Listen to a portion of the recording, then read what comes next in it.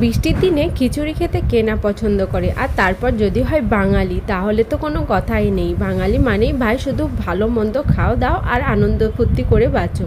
আজকে ছিল হচ্ছে বৃষ্টিময় একটা রাত, আর আমি সন্ধ্যা থেকেই ভাবছিলাম এত সুন্দর একটা ওয়েদার, আর কি করব ভাবতে ভাবতেই আমি ভেবেই ফেললাম যে আজকে একটু খিচুড়ি বানিয়ে ফেলবো। আর খিচুড়ি কিন্তু আমার ভীষণ ফেভারিট, শুধু বৃষ্টির জন্যই খিচুড়ি খেতে ইচ্ছা করে না, আমার মনটা কিন্তু সব সময় খিচুড়ি করে। খিচুড়িটা এতটাই পছন্দ করি যে আমি যে কোনো সময় যে কোনো অবস্থাতেও আমি কিন্তু খিচুড়িটা বেশ ভালো মতো করে খেয়ে নিতে পারবো। আর এখন তার জন্য আমি চলে এসেছি রান্নাঘরে এসে আজকে করব আমি একটু চিকেন খিচুড়ি। কি তোমরা প্রথম শুনলে তো নামটা? না, অনেকেই হয়তো জানো, তবে অনেকেই জানো না। যারা জানো না তারা আজকে কিন্তু দেখে নাও আমি চিকেন খিচুড়িটা কি করে বানাই, আর খেতে কিন্তু ভীষণ টেস্টি হয়।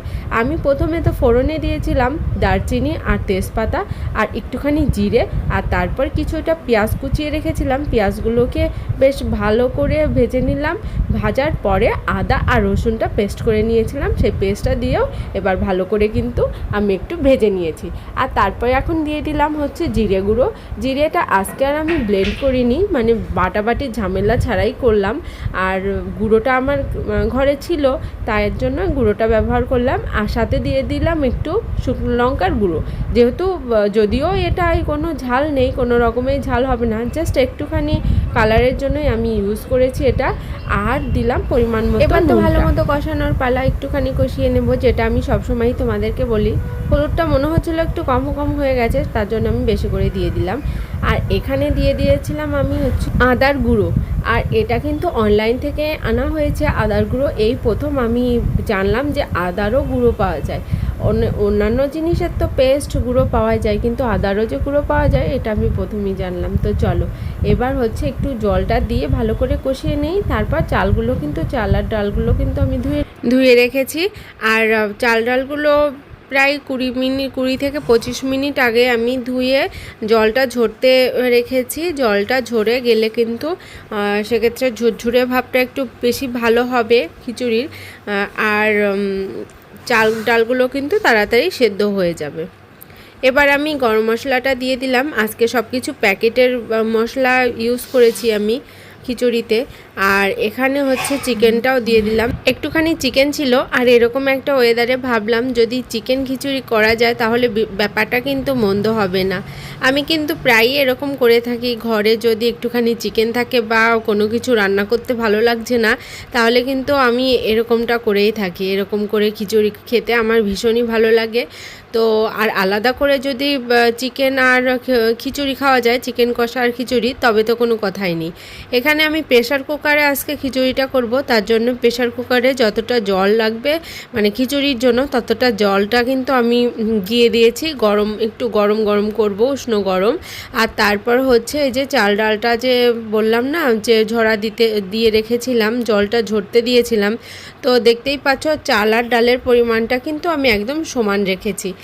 আর আমি কিন্তু মুসুরির ডাল দিয়ে করছি, এটা কিন্তু ছোলার ডাল দিয়ে মানে 3-4 রকম ডাল দিয়ে করলেও কিন্তু ভালো হয়, কিন্তু আমার কাছে মনে হয় শুধু মুসুরির ডালটা দিয়ে আমার বেশি ভালো লাগে, তার জন্য আমি এভাবেই করলাম। আর তোমরা চাইলে কিন্তু 2-3 রকম ডাল দিয়ে করতেই পারো, সেক্ষেত্রে টেস্টটা আরও ভালো হবে। তো আমি যেহেতু মুসুরির ডালটাই বেশি পছন্দ করি, তার জন্য মুসুরির ডালটা দিয়েই করলাম।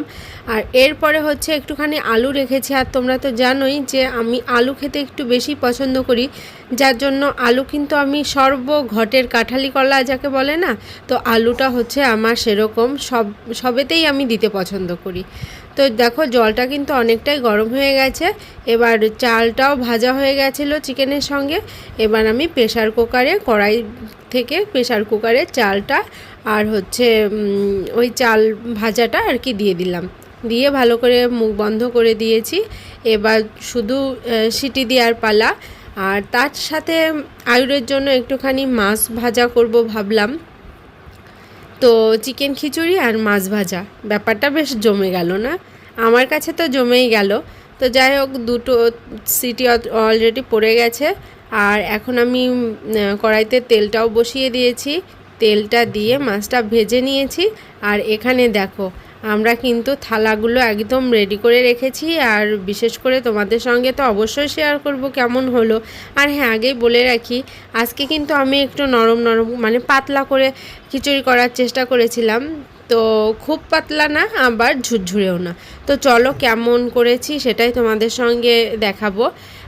তো এই যে সিটিটা খুলছি আমি, আর এখনই তো ভীষণ ভালো একটা গন্ধ বেরিয়ে আসছে।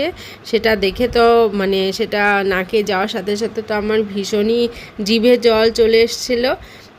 আর এই যে দেখো ফাইনালি খিচুড়িটা এরকম হয়েছিল, আর খেতেও কিন্তু ভীষণ টেস্টি হয়েছিল।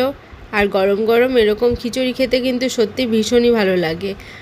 আর এর সাথে আমার মনে হয় না যে অন্য কোনো ভাজার দরকার ছিল, সেই জন্য আমি আলাদা কোনো কিছু ভাজায় রাখিনি, যেহেতু চিকেনটা ছিল একসাথে। আর এর জন্য অন্য ভাজার কথা মাথায়ও আনিনি। আর আলুটা কিন্তু খুব সুন্দরভাবে গলে গেছে।